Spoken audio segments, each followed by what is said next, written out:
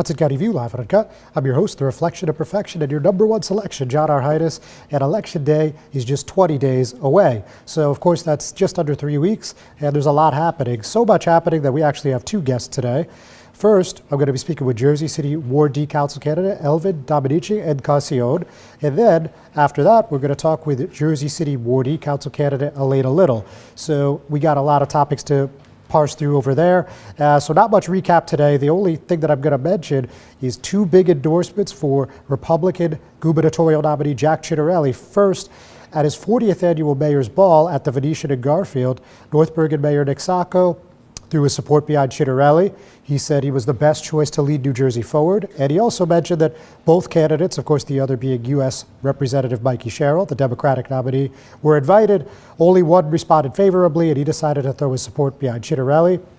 And one of the people up on stage with him, North Bergen Department of Public Works Commissioner Anthony Veneri, just put out his own video yesterday endorsing Ciattarelli, noting that he's a lifelong Democrat. His dad was a Democratic member of the Assembly, as was his sister.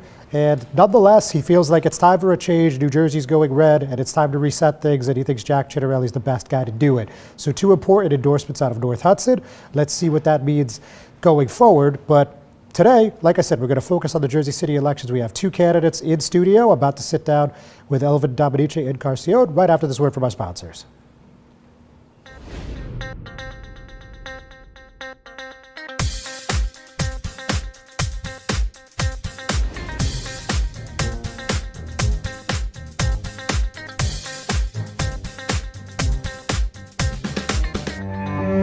No one plans on heart disease, but everyone should have a plan for it.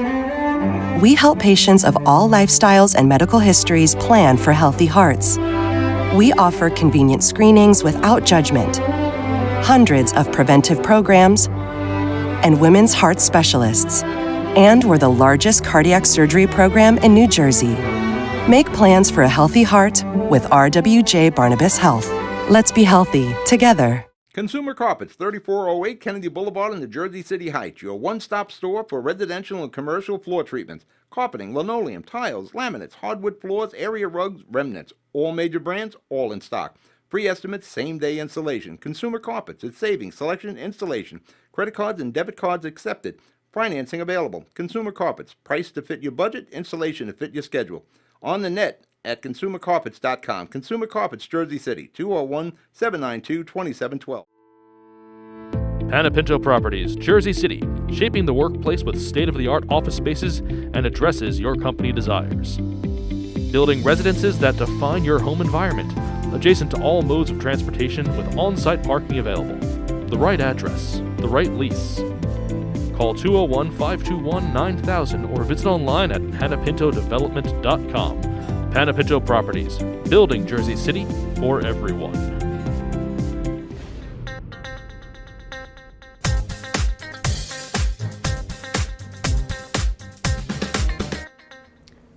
Hudson County View Live and Uncut. As I said a few moments ago, today I'm sitting down with Jersey City Ward D Council candidate Elvin, Dominci, and Encarnación. Elvin, thanks for coming in.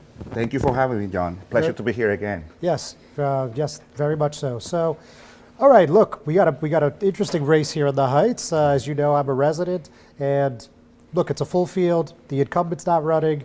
This is your second time going for council. You're running with Commissioner O'Day. Just give me a recap of where we are and where you are. Well, I feel very proud for the work that we have done, not only because I'm running for office now, but for the last 15 years. I remember back when Sandy hit Jersey City, I did a cleanup to organize and clean the neighborhood. So I'm one of the candidates, I think the only candidate that actually have a track record for over 15 years helping the community. We knocked so many thousands of doors. We talk about the different issues affecting the Heights: parking, garbage, affordability, public safety, and I believe that we have the best plan, the best political platform to address those issues realistically, not promising about the things that people want to hear, but actually providing solutions that can affect our community for the better going forward, Wordy. All right, give me some examples of those solutions that you have planned. Well, for example, the garbage collection. I know through the Sick Fix and Click, we have over 1,500 complaints within 2024 and 2025. I want to provide at least 180 new containers throughout the ward, and I want to reestablish the Neighborhood Improvement Division, the NID, so we can hire people that can come at least twice a day to clean the streets, to put the garbage away, and also to collect the garbage at least twice, so the garbage don't overflow the containers. Also, if we do that and we have the street more clean, I believe strongly that we can maybe work to have the sweep pass at least once instead of twice, and that way people can save parking and don't need to move the cars every week twice, just to avoid to get a ticket. I think stuff like that can definitely help a lot of people in our district. Okay, very good. So as I mentioned, and as you well know, and I'm sure anyone watching knows, the incumbent Yusef Saleh is not running. So what do you think are some things that he's done well for the ward you'd like to continue, and what are some things that you think you'd like to just start from scratch or start over? Something that he did pretty well, and I know this because he has said it many times, is right to cancel. He was one of the people that led the way as city government to ensure that tenants have rights to protect themselves whenever you got those greedy landlords coming in, try to keep them out. Something that I want to keep enforcing and protecting our neighbors in Ward D. But the main thing that I think he lacked is just how he was making his decision making mostly, tailored to the administration, and also the communication. Like, we have a big storm that just happened recently. If you want to know that the parking was suspended, you got to go on social media. The Ward D that I want to see and envision going forward, we're going to have alerts that are going to go to the people, whether it's going to be by text, email, or even a call if needed, so people can understand not only what is happening with parking, if there is a city that is a street that is closed because of construction, or there is a major emergency, people can have the communication on hand and know, how to react to the problems. I agree with you.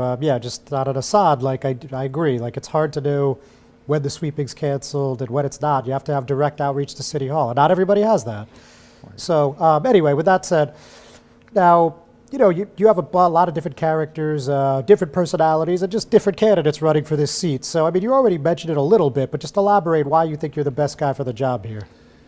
Well, I believe because actions speak louder than any promises, and when you truly love someone or something, you show it through your actions. And I want to tell you something that I never said throughout the campaign. I'm going to say here for the first time.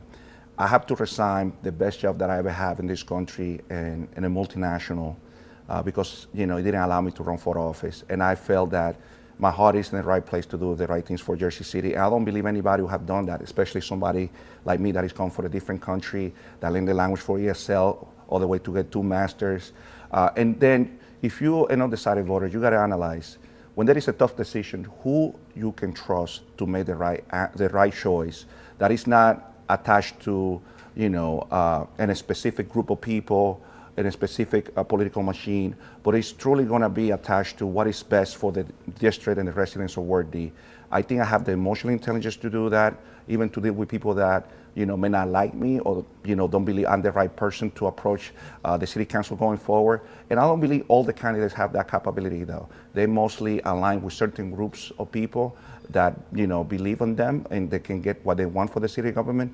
My difference is whether you moved recently here on Palisade Avenue or you're a Lone Light resident on the Western Slope, I'm going to do what's right for everybody in the district. Okay, you said a lot there. What was the job that you decided to leave? Well, I don't want to say that in details. I was in Wall Street and a multinational, and I have to leave the job.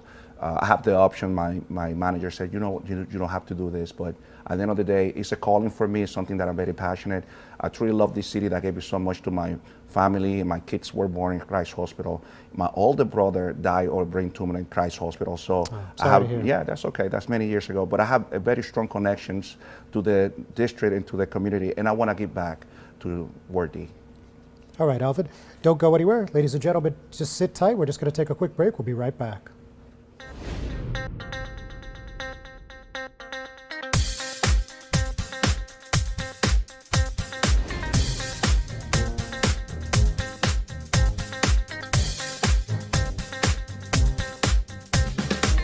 Burns Brothers Memorials, Monuments, and Markers, 787 Tunley Avenue, Jersey City. Hudson County's only monument maker, serving all faiths and cemeteries. Design, studio, and large inventory on site. Cemetery inscriptions and custom orders welcome. Burns Brothers Memorials, Monuments, and Markers, 787 Tunley Avenue, just south of Secaucus Road. Craftsmanship that will last for all eternity. Burns Brothers, Jersey City, Albert H. Hopper, North Arlington. Visit us on the net. Comprehensive healthcare is here, here, and here. RWJ Barnabas Health is healing, enhancing, and investing in Hudson County with its two newest locations, Hoboken and Exchange Place. Within walking distance or accessible by mass transit, our locations combine convenience with primary and specialty care, including cardiology, women's health, orthopedics, cancer care, and more. Let's be healthy together.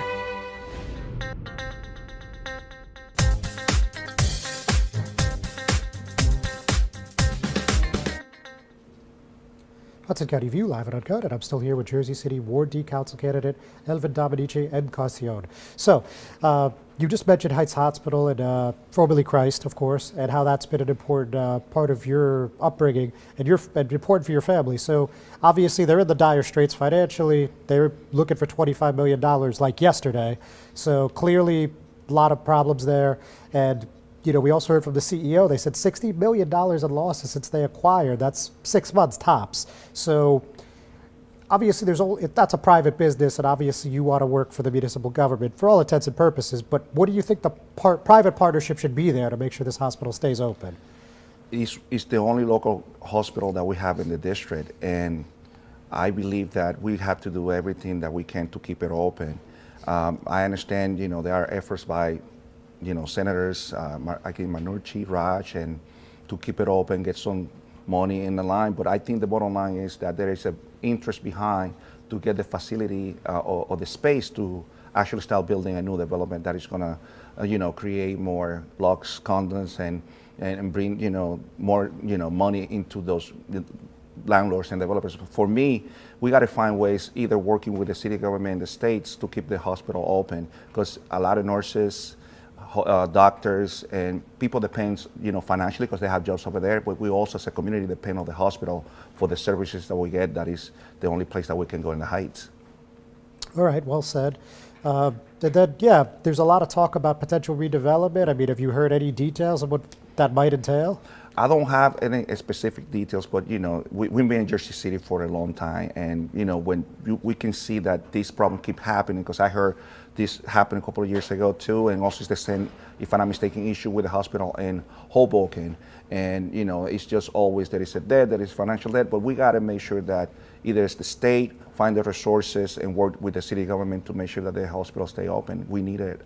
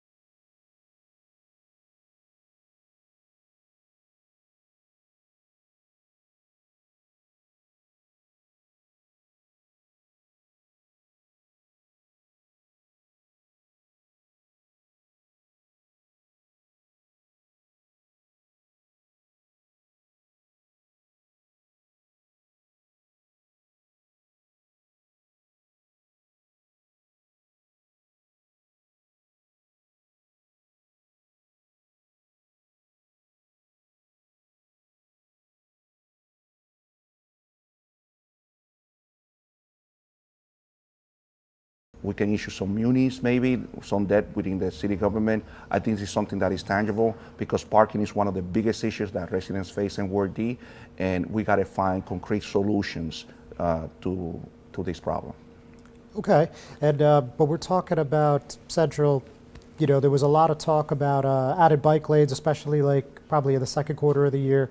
And one proposal had some bike lanes coming to Summit, and also portions of Palisade. They installed some new bike lanes, as you probably saw by now.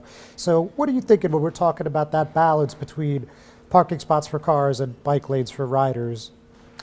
Well, bike lanes, as I said to you, when we sat here over a year ago. I'm very supportive of bike lanes, pedestrian safety overall. But the problem becomes when you come with a project to the community and you don't include the people that live in the neighborhoods. As you know, back last year, there was a big issue with the protected bike lanes on Manhattan Avenue and also Franklin Street. Yes. What I would like to do, something that was not done previously, I want to have open meetings so everybody can come and talk about this issue. I want to have the notice translated in Spanish and all the different languages of the people that live in the community so everybody's informed that these changes are happening. And then I just don't want to start from scratch. Let's do it. I want to do a pilot. We can analyze it for 6 months to a year, the changes, and see this actually help with public safety, reduce the traffic. And then after all that is done and everybody not on the same page because we all have to compromise on ways on how, then we move forward with the project. Because what we don't want is just to impose these type of projects to the community when you involve the people that live on the neighborhoods, and then that would you create conflicts and people not being happy with this type of solutions or issues. All right, Elvin, any closing thoughts for us real quick? Well, I just want to say to the people of Jersey City, I'm somebody that you can trust. I've been proving myself to you not through promises and just with actions. We have done so many things to help our community, whether it's book bag giveaway, giving dinners for Thanksgiving to seniors, giving toys to the kids on Christmas. I have done 2 food pantries to help people right now with with food. I'll be proud to represent all the residents of Jersey City, and I'm gonna have your ears, I'm gonna have your eyes to do what's right for you, and I'm only gonna be accountable to the residents in the ward. Elvin, thanks so much for coming in. Thank you so much for having me. You're welcome. Ladies and gentlemen, don't go anywhere just yet. We got another guest today. When you come back, I'm going to be sitting down with Jersey City Ward E Council candidate Eleana Little. See you in a few.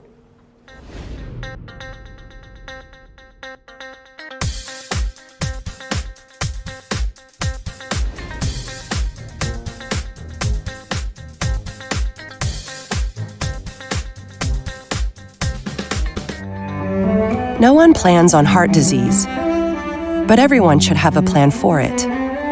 We help patients of all lifestyles and medical histories plan for healthy hearts.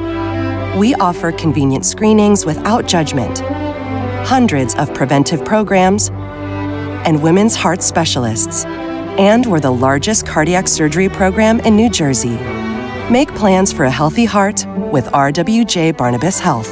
Let's be healthy together. Consumer Carpets, 3408 Kennedy Boulevard in the Jersey City Heights, your one-stop store for residential and commercial floor treatments, carpeting, linoleum, tiles, laminates, hardwood floors, area rugs, remnants, all major brands, all in stock. Free estimates, same-day installation. Consumer Carpets, it's savings, selection, installation. Credit cards and debit cards accepted. Financing available. Consumer Carpets, price to fit your budget, installation to fit your schedule. On the net at consumercarpets.com. Consumer Carpets, Jersey City, 201-792-2712. Panapinto Properties, Jersey City, shaping the workplace with state-of-the-art office spaces and addresses your company desires.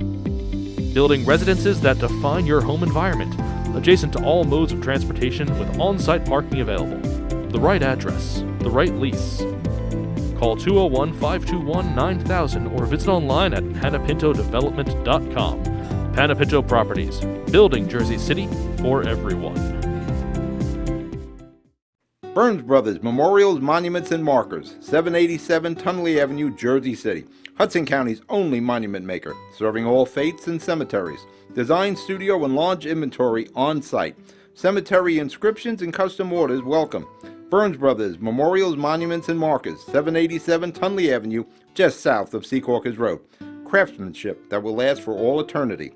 Burns Brothers, Jersey City, Albert H. Hopper, North Arlington. Visit us on the net. Comprehensive healthcare is here, here, and here.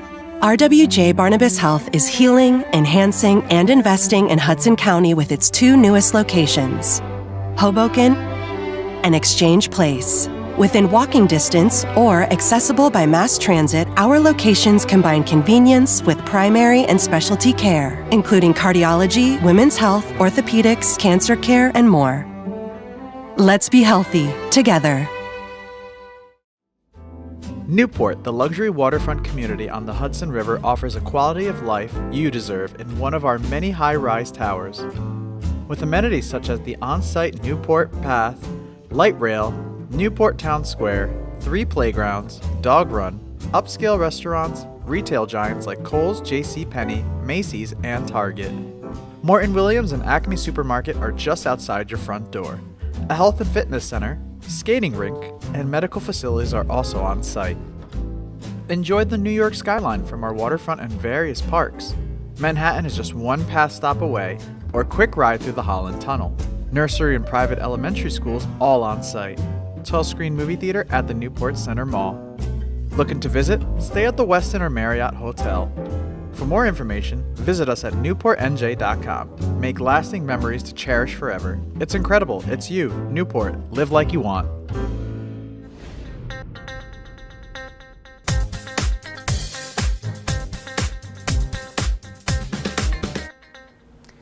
Hudson County View live and uncut. John R. Heinis, and as I mentioned before, I'm now sitting with Jersey City Ward E Council candidate Eleana Little. Eleana, thanks for coming in. Thanks so much for having me. You're welcome. So it's an interesting race here. Obviously, the incumbent, James Solomon's running for mayor. You're on his ticket, and it's a full field. So tell me how you feel, and just a little background on how we ended up here. Sure. I mean, I'm feeling good as one can feel 20 days out from Election Day. I think we're all running on very little sleep at this moment, but yeah, I feel that. no, I think we're feeling good. As you know, I've been an activist and sort of involved in Hudson County politics for quite some time as a progressive, and sort of raging against the machine, if you will. I was very active in opposing the county line back when we still had that in our primaries. Thanks to Andy Kim, we no longer have that. But I ran for office off the line a couple times for county office, was unsuccessful because that's how machine politics typically works. Have been very active in a whole host of progressive issues, whether that's standing up for tenant protections, pedestrian safety, protecting our parks and open space, building more affordable housing. So, I feel like, I've had my boots on the ground in terms of organizing for quite some time, and, I've been very happy as a Ward E resident with the work James has done in our ward. I'm excited to see him run for mayor, and I think I'm the best choice to succeed him.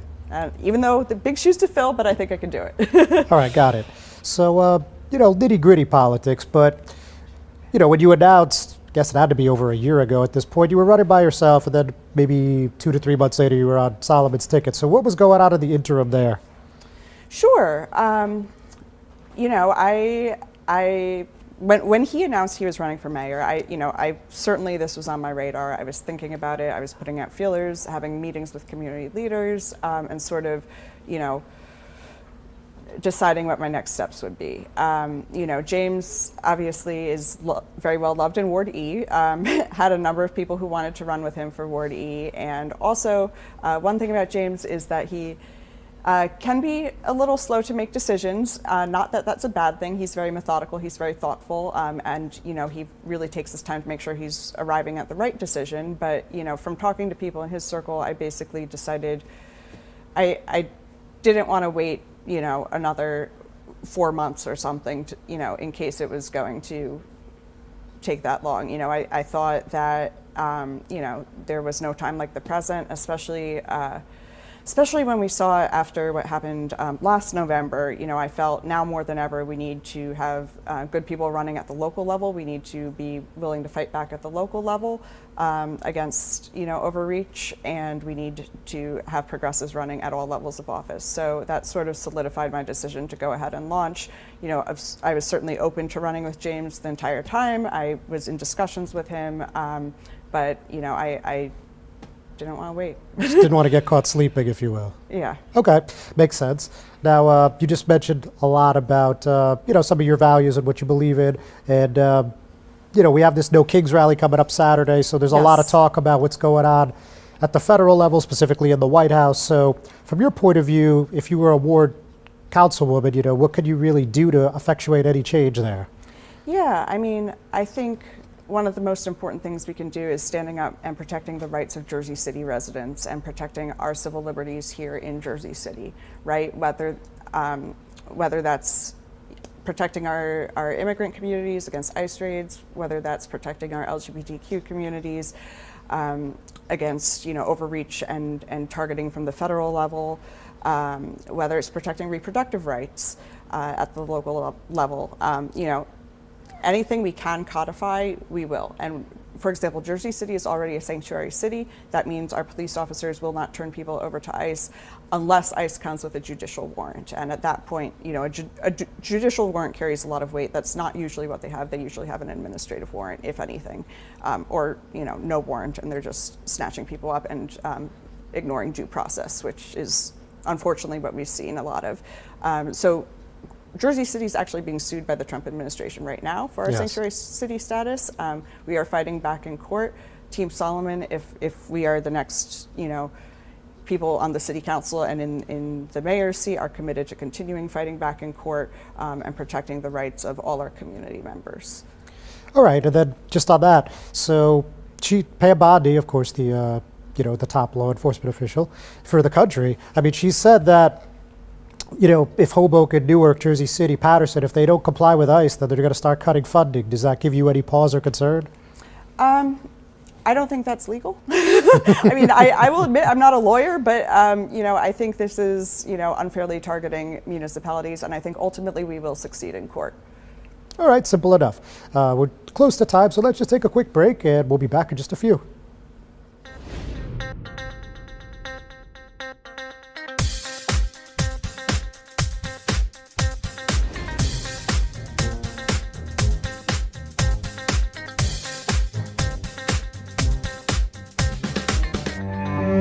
No one plans on heart disease, but everyone should have a plan for it. We help patients of all lifestyles and medical histories plan for healthy hearts. We offer convenient screenings without judgment, hundreds of preventive programs, and women's heart specialists. And we're the largest cardiac surgery program in New Jersey. Make plans for a healthy heart with RWJ Barnabas Health. Let's be healthy together. Consumer Carpets, 3408 Kennedy Boulevard in the Jersey City Heights, your one-stop store for residential and commercial floor treatments, carpeting, linoleum, tiles, laminates, hardwood floors, area rugs, remnants, all major brands, all in stock. Free estimates, same-day installation. Consumer Carpets, it's savings, selection, installation. Credit cards and debit cards accepted. Financing available. Consumer Carpets, price to fit your budget, installation to fit your schedule. On the net at consumercarpets.com. Consumer Carpets, Jersey City, 201-792-2712.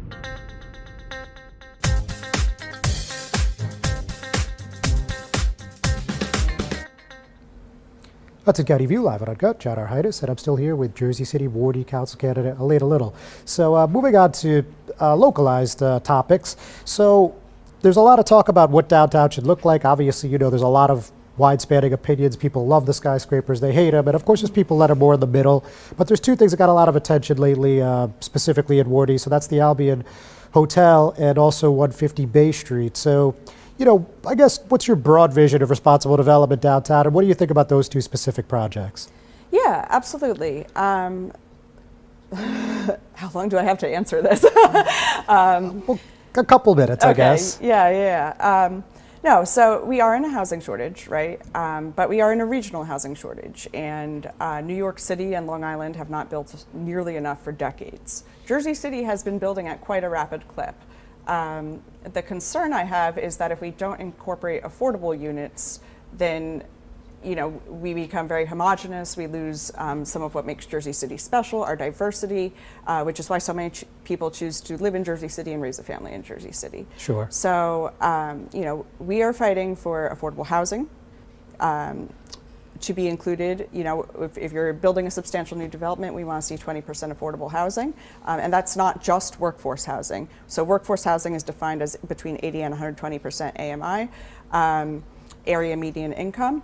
And we also want to make sure that we're building at 50% area median income and very low income housing at 30% area median income. So that's what we're talking about when we're talking about rents 1,000 or less. Sure. Real quick, now there's our critics, and of course there's always got to be, that's life in this political arena, right? But they say if you make a 20% IZO, developers are just going to take business elsewhere. They're just going to stay away from Jersey City. What do you think of that mindset? Yeah, I mean, that's certainly not our goal, right? I think there are ways to get there, right? And, every development might be different, right? We might have, we're going to be encouraging developers to aggressively apply for state funding, like Aspire funding. We are also, I know this can be a dirty word, but I think pilots can be on the table for exceptional projects. That being said, I think they were very much overused by the last administration. So, I don't want to be handing them out like candy, but for a really exceptional project that isn't going to get built otherwise, and it's going to deliver on affordable housing, other community benefits, I do think judicious use of pilots is appropriate. Okay. Yeah. All right, so that's specifically on those two projects, Albion Hotel Yes. and 150 Bay Street. Yeah, so I was president of the Hartman's Cove Association when the Albion Hotel presented to us. A couple of the times they continued to present. I felt like in that particular project, they were seeking a number of variances, and it felt that what they were saying that they were bringing in terms of community benefits were not really community benefits, right? They were saying, oh, well, we'll have a rooftop bar. Okay, like we'll have podcast studios you can rent out. Okay, that's I don't see that as a community benefit necessarily. If I had been in the negotiating room, I would have liked to ask, they're building a pool anyway, maybe let Jersey City Recreation use that, 15 hours out of the week, for example, for programming. We don't have a public pool downtown. So, that would have been something that I would have said would have been more of a real community benefit. So I opposed that project. And 150 Bay Street, I support. I think, so 156 Bay Street, for those who aren't as familiar with it, it is, they're seeking a variance, so they're going to build, I believe, 50 stories. This is going to be in the Powerhouse Arts District. And, they're already required to build workforce housing. They are additionally going to be building 15% affordable housing on top of that, I believe, and which brings the total number up higher. They're also going to be building artist studios and other benefits for the arts, which I think is incredibly important downtown. And they're also planning on building a school and leasing it at below market rate to the Jersey City public school system.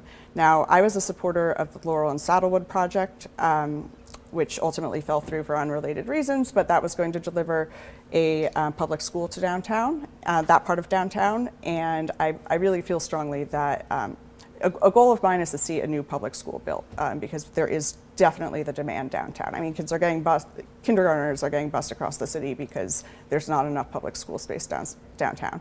Now, I think there are a few details that I would want to iron out with the 156 Bay Street project.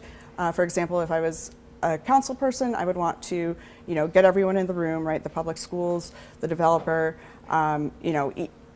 even some of the local PTAs, right? Just get everyone in the room, figure out how we can make this work. Get everyone a seat at the table. Yeah, and I don't want a blank box, right? Which is what they're saying right now they're going to build. I would want the school to be fully built out, ready to be used day one as a public school. I would also want it to be leased below market rate in perpetuity, not having that expire at 20, 25 years, because I think. I can't think of a more important cause than our public schools. So, that is the kind of community benefit I would want to see. That's, I just think it's a great community benefits package between the affordable housing, the support for the arts, and the public school. Few details I want to see ironed out, but I do think that is the kind of community benefit that I think is something I would support as councilperson. Now, I don't universally speak for my entire team. I know we have some differing opinions. Some people are soft no because they want to see more details. Some people are soft yes because they think it's good and just the details need to be ironed out. Just speaking for myself, but I think this is the kind of project that right. We can't stop all development. We need development. We are in a housing shortage, but we want to see development that works for the community. And I think this would be an example of it based on the information I have. Very good. No one can say you're afraid to answer questions. Thank you for coming in, Elena. Ladies and gentlemen, thanks for tuning in. We're already done for this week. I'll see you on Friday when I'm moderating the Jersey City Ward E Council candidate debate. That's going to be at 1 p.m. So I'll see you then. Take it easy. All right. Thank you so much.